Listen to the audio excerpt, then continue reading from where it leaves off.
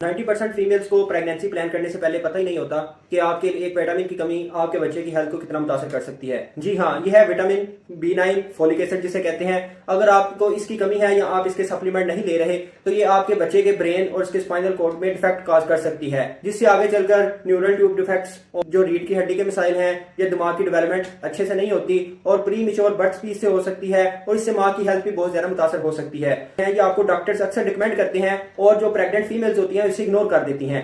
देखिए, आपको pregnancy plan करने से 2 महीने पहले भी आइडियली 450 माइक्रोग्राम की फोलिक एसिड लेना जरूरी है और जो पहले 3 मंथ होते हैं आपके प्रेगनेंसी के उसमें भी आपको विटामिन B9 फोलिक एसिड लेना बहुत जरूरी होता है।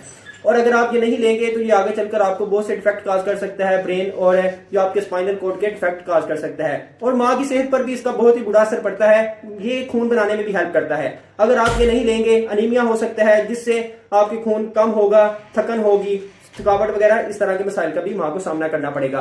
तो इसलिए जो डॉक्टर ने अगर आपको रिकमेंड किया है तो आप इसको इग्नोर बिल्कुल ना करें और डॉक्टर की हिदायत के मुताबिक इसको लाजमी इस्तेमाल करें। डॉक्टर अवैस गिलानी है।